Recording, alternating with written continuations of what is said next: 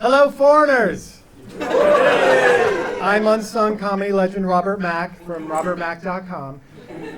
And being here tonight is an absolute treat for all of you because this is my 22nd comedy anniversary. Yes, thank you so much. I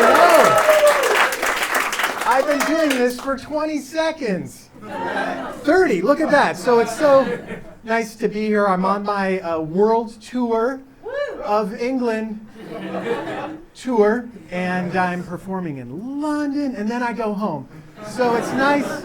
I landed just the other day, and I went straight to Barclays, and I said to the cashier, I need 50 pounds. And the cashier said, withdrawal? So I said, I need 50 pounds.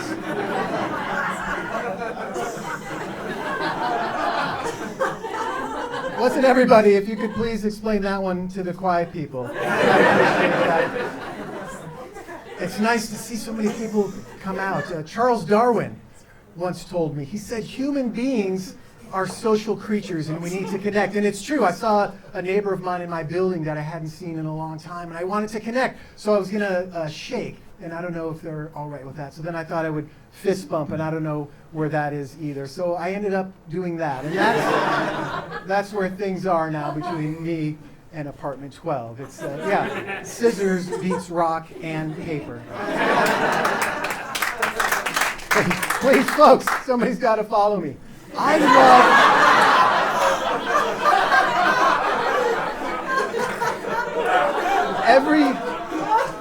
every time I come to London, I'm reminded what a great city it is. It drips with history and diversity and humidity. There are 4 places in the top tier of world-class cities. It's London, New York, Paris, and the other one. So essentially, if the universe had a Miss Universe pageant for cities, London would be the representative of Earth. And then New York would have a sash that says, runner-up, and would smoke discreetly in the background.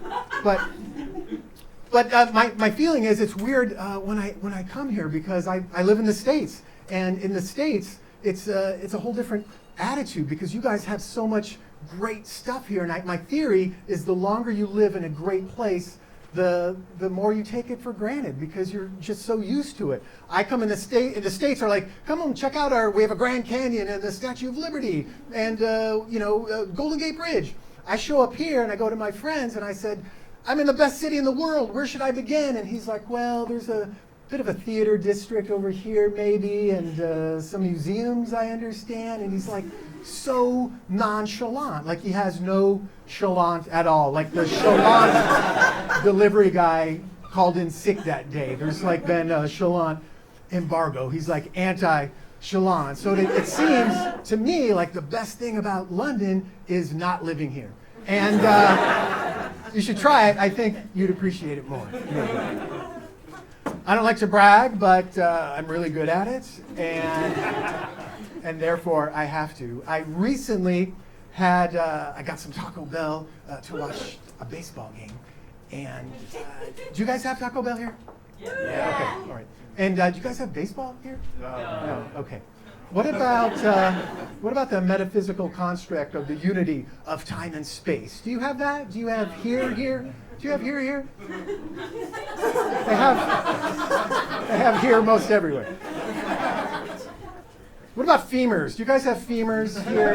Okay, well, good. Then sit down and listen up, because my wife was in an accident on her bicycle and broke her femur. The top of her femur snapped off.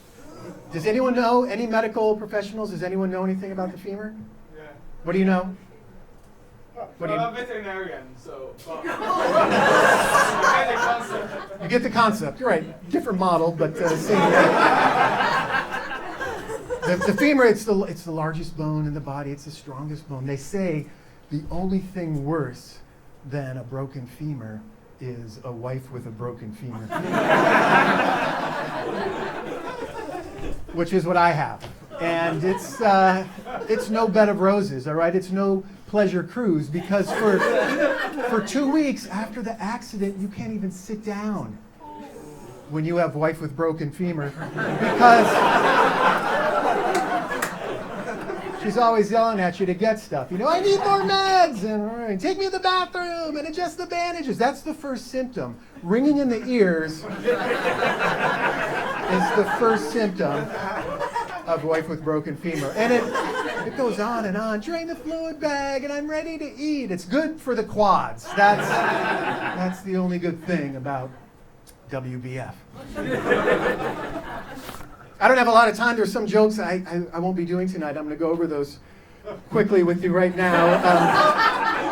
I'm not doing any Kardashian jokes. I don't know Kardashian. I don't even know where Kardashian is. So I'm not going to come up here and talk about something that I don't know anything about. So no Kardashian jokes, no sex jokes.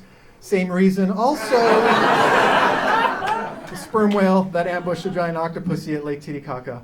Obviously, for kids, right? So, and then jokes I might do a joke called My Favorite Thing. So if I don't forget that. And then it says Prince Andrew, and the last thing I want to do is make fun of Prince Andrew. So I'll be closing with that. And then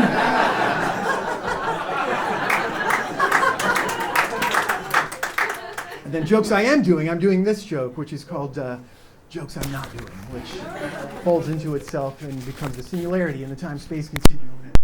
Back in the pocket. Okay, so I cannot believe this weather because I'm an atheist and we have trouble believing. But it's not as bad as my neighbor. He's agnostic. He doesn't know whether or not, if there's weather or not. I heard some disturbing weather-related news. A bunch of science men said some things recently. Science men and the science ladies that they reluctantly allowed on board. And for many years, it was just science men. And then they said, fine, we'll allow a science lady. And the first science lady was Marie Curie, who's the only person to win 2 Nobel Prizes in 2 different fields of science. And she discovered radiation. And she discovered the only substance harder than diamonds. It's an avocado from Co-op. Anyway, they said that it takes some time to go through all the figures, but they have determined that most of the time, most years, July is the hottest month of that particular year. And I thought back when I was a kid, 4th of July, always hot, always July. So the evidence bears that out, July hot. Okay, then what they said next, you might want to sit down for this. Thanks. What they said next, they said last July was the hottest month on Earth ever. And that's a bold statement to make because we're not done with ever yet. All right, it's a little premature to be handing out trophies. All right, it might not even be the hottest month of the decade. Okay, let's see how it plays out, science man. Ever is a long time. Ever for the Earth began when the Earth began, which was 4.5 billion years ago and 18 months. I've done all the research for you guys so you don't have to. And I talked to the experts and they told me that the Earth is 4.5 billion years old, and that was 18 months ago. So you would have to add that to its age.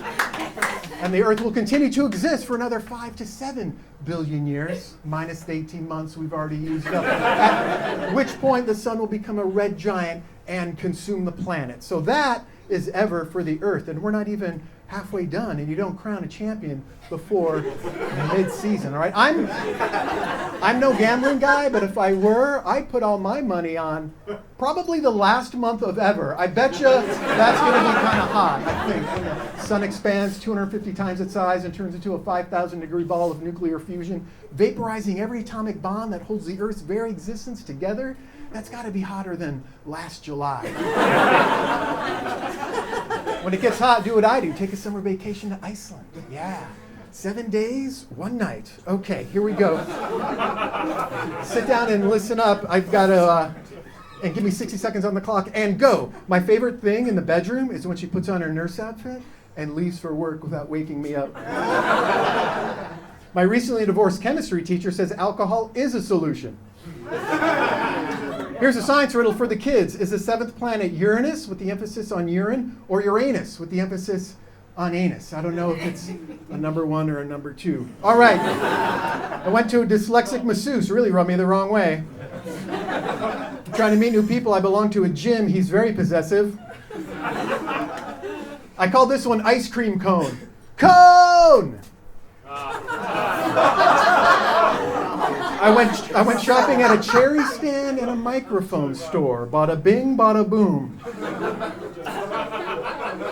And finally, Harvey Weinstein, Bill Cosby, and Prince Andrew walk into a pub. Do not go to that pub. Thank you so much. I'm Robert Mack.